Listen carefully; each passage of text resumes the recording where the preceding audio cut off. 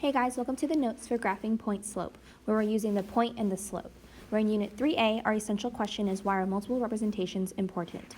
If you hear some light tapping, there's a storm going on behind me, so if you hear that, I'm sorry. But you can't really do much about the background noise, so I hope it is okay. I'm going to go ahead and move my keyboard, because that always makes a lot of noise. Okay, so we're going to be talking about point slope again. So previously we learned how to graph point slope with the by solving for y. So if we go back to the notes previous, we have where we graphed point slope, but we solved for y this time. And so I did mention that point slope is called point slope because it gives you a point and a slope. Just like how slope intercept is called that because you're given a slope and an intercept. And then before I even jump in, let's review what we did last time. So last time we were given an equation in point slope form, and so we decided to solve for y so that we could have it in slope intercept form of y equals mx plus b. So we went from point slope to slope intercept because we wanted to distribute and get y by itself so that we could use the slope and then use the y-intercept to graph. And then my question for you is this equation and this equation the same thing? Are they the same? Well, they definitely look different, so let's find out if they're actually the same. So I'm going to go ahead and type that in the Desmos. So the first equation from yesterday's notes was y plus 2 equals 3 times x plus 2. So this was our first equation, and I'll go ahead and turn on projector mode so the lines are a little bit thicker. So that was the first equation in our notes. And then once we distributed and got y by itself, we ended up getting y equals 3x plus 4. Okay. Now I'm going to go ahead and tap the lines back and forth. So right now blue is tapped, and so that's why you see the blue line. But when I tap the red, you'll see the red line. And if you notice, when I click on both of these lines, what do you notice about them? They're the same exact line, right? So yes, they look different, but all we did was convert one from the other. We converted from point slope and a slope intercept. So converting is basically keeping everything equivalent. We're just changing the way it looks. So when we're talking about point slope today, instead of distributing and all that mess, we're really just going to use the point and the slope. We wanted to show you the first way first so that we can show you, yes, you can do it this way. However, there's an easier way to do things. Before I jump in, I want to go ahead and mention the three forms again. So the first form that we learn is slope-intercept form, which is y equals mx plus b. Many of you have seen this before because of 8th grade. The second form that we learn is point slope form, and that looks like this. So we mentioned that a big difference between these two forms was that point slope form has parentheses in it. And then the last form, which we haven't talked about yet, which we'll talk about in the next lesson, is standard form. And then we solidified that each of these forms all have an x variable and all have a y variable, because every linear equation needs an independent and a dependent variable in order for it to be linear. And then we solidified also that slope-intercept form is called slope-intercept because it gives you a slope and an intercept. We called point slope form a point slope form because it gives you a slope and a point. Now we haven't talked about what the point is yet, and that's what we're about to do. So again, point slope form is the form y minus y1 equals m times x minus x1. Those ones are subscripts, so they're not exponents. We're just labeling that. And then just like every single form, what part of this would represent the slope? The slope would be represented by the variable m. So the first part here is going to be our slope, okay? But it's called point slope form, so what else does it also give us? It also gives us a point, hence the name point slope. So the point here, if you remember when we would label, so remember when we were finding slope and you would get 2 points and you would label them like x1, y1, and then x2, y2. So it's kind of similar to what we have here. So do you see the y1 and the x1 here? That's our point, x1 comma y1, okay? So the x1 goes in the x slot and the y1 goes in the y slot.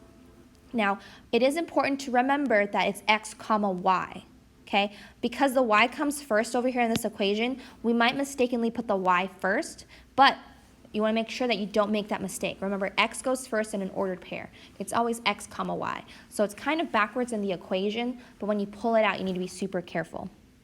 I also want you to notice something else. Over here I have x1, but in here I had negative x1. What do you notice about the signs? They're opposite. What about the y1? That's also opposite from the negative y1 over here. So when I take a point out of point slope form, it's opposite signs. So that's a good thing to indicate here and remember is that we have opposite signs. okay?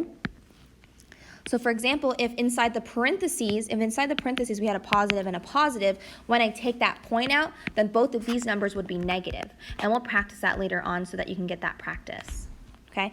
But that is point slope form. Now we're going to learn how to graph with point slope form just given the point and the slope.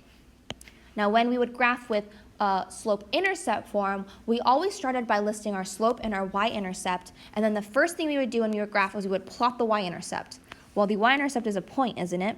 So when we graph point slope form, you always graph the point first. So you graph the point, whatever that point may be. It doesn't have to be a y-intercept. It could be any point on your plane, but you just have to make sure you graph it very carefully, okay? And just to remind you that the point has opposite signs. Don't forget about that. The second step after you plot the point is you're going to use the slope. So just like in slope-intercept form, once you graph that y-intercept, you would use your slope and you would do rise over run. Okay, so let's practice first before we actually graph. We're going to practice identifying the point and the slope for each of these equations. So in order to graph, we need to be able to do this. And again, yesterday when we would see these equations, the first thing we would do is we would distribute. However, that would be really inconvenient in a lot of these cases because your slope is sometimes a fraction, and distributing a fraction is not always the fun part that it is, right? Okay, so just by looking at this, I'm going to go ahead and write the point slope formula down here just so that we have it for reference. Okay, now what part of this is my slope? Well, my slope here, remember, is always your m value. So my slope here is going to be positive 1 over 3. Okay, do you see how the m is here? So positive 1 over 3, or negative 1 over negative 3. But just when I'm identifying, I don't really need to write both. I will when I graph, because when I graph, it really is helpful. Okay, now what is our point here? Because it is called point slope form, so it gives us a slope and a point. Well, the point that we have here is what? We know it's going to be a point x comma y. What's my x value going to be? Well, what was your x1? Our x1 here is 4. Inside the parentheses, it's a negative 4, but when I take it out, it is a positive 4, okay? Now, what's the y value going to be? Well, that's going to be your y1. Our y1 over here is a negative 2, but when I take it out, it's going to be a positive 2. So again, you have to think opposite signs. Now, here are two common mistakes that I see. The first mistake that I see is I see someone do negative 4 comma negative 2. And then the second mistake I see is 2 comma 4, okay? Now, I'll tell you how the person did it wrong in the first part. So if you did negative 4, negative 2, what did this person do wrong? What this person did wrong was that they forgot that it's opposite signs. They remembered that the x comes first and the y comes second, but they put the wrong sign. So this would be incorrect. Okay, and then what did this person, what's the second person do wrong over here with 2, 4? What they did wrong is they mixed up their x and y. They did the y first and then the x. But remember, all of your points are x comma y. So just make sure you remember that order. Okay, so moving on over here, okay, I'm going to do my point in baby blue again, or my slope in baby blue, not baby blue. Okay, our slope here is going to be positive 2 over 1 for right here. And then the point that we have, now you want to think opposite signs and you know that your x is going to come first. Since I have x plus 4 inside the parentheses, my x value is going to be negative 4. And then since I have a negative 12 for y1, it's going to be a positive 12 for the point. Okay, so again, we can't graph unless we can actually identify these things. So yesterday we'd have to distribute and do all of that work. Today we just have to look at it and then be able to get some information from it. Now with number 3, our slope here is going to be negative 1 over 2, or if you really wanted to write the equivalent form, that would be 1 over negative 2. And then our point here is going to be negative 13, negative 14. Okay, your x value comes first and then your y value, and just make sure your signs are opposite. Moving on, our slope here is going to be negative 3 over 1. And then our point here is negative 5, negative 2. Okay, so there we have that. All right, moving on. So now we're going to graph the equations in point slope form. We are not going to distribute. I do not want you to convert. I'm not saying converting it into slope intercept form is going to be wrong. However, we want to make it as easy as, we want the work to be as easy as possible. We want to do the least amount of work possible, and the least amount of work possible is using point-slope form for what it is. Use the point, use the slope, and don't do more work than that. So the first thing I always do is I want to identify my slope. So my slope here is going to be positive 4 over positive 1, or negative 4 over negative 1. Okay? Now our point here is going to be positive 2, positive 3. So the first thing, so we did some steps at the beginning. We did step 1 and step 2. The first step that you're going to take is you're going to plot that point. Now it's the point 2, 3. And remember, all points are x, y, right? X, y. So when I would always start at the origin, and to plot the point x, y, I would go to the right 2 to here, and then I would go up 3. So you go the x direction first, and then the y direction. Okay, so I plotted my point, and then after you do that, you're going to use your slope. Since I can't use the first slope because I would go too high up, I'm going to use the second one. So the first thing I would do is I would rise negative 4, so you go down 4, and then you're going to go to the left 1 because it's negative 1. And then you want to keep going because you want at least 4 or 3 points. And then you draw a line through all of that. See? So you're still graphing like you would normally. And we have a positive slope here, so it would make sense that our line is positive here. You want to make sure your line direction and your slope actually match up. Okay, so that wasn't much work at all. You just have to identify. Okay, over here our slope is positive 1 over 2, or negative 1 over negative 2. And then our point that we have is going to be positive 5, negative 2. So remember, the x value goes first, and you make sure you have those opposite signs.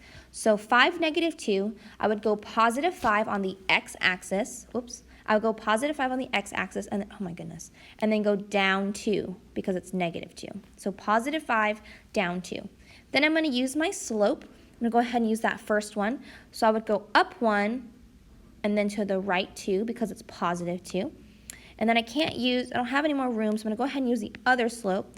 Go down 1 to the left 2 because it's negative. And then I draw a line through all 3 of my points. Okay? Now I wouldn't have any shading here because it's not an inequality. And so I would have a solid line no matter what because it's an equal sign. And then I would not shade because it's not an inequality sign. So just make sure you're not shading on accident when you don't really need to. Okay, moving on. Number 3, we have y plus 1 equals negative x plus 6. Now our slope here, oops, come on. Our slope here is going to be, well, what is it? Well, there is technically a number here, and it is negative 1. So our slope here is negative 1 over positive 1, or 1 over negative 1, because those are both equivalent to each other. Our point is going to be negative 6, negative 1. Okay? Remember, opposite signs, the x value goes first and then the y value. See how it's next to the x here? So that's a way to remember, hey, that's where my x is. So the point would be positive 6, so I would go to the right 6, and then, oh no, it's negative 6, sorry. The point is negative 6, so I would go to the left 6 and then down 1, so I'd have a point there. I'm going to go ahead and use my first slope here. That'd be down 1 to the right 1, down 1 to the right 1. And you can plot more than 3, but I only ask for you to do 3. So if you want to do more, that's fine. It looks nicer if there's more. So, and I think on all my keys, I think I do more than 3 points. Okay, our slope here is going to be negative 3 over 2, or 3 over negative 2. Our point is going to be negative 1, comma, positive 4. So we're going to go to the left 1 on our x-axis and then go up 4, positive 4. Okay, my slope here is negative 3 over 2, so I'll go ahead and use that. I'm going to go down 3 to the right 2, down 3 to the right 2. And this is a negative line, which makes sense because my slope is negative here.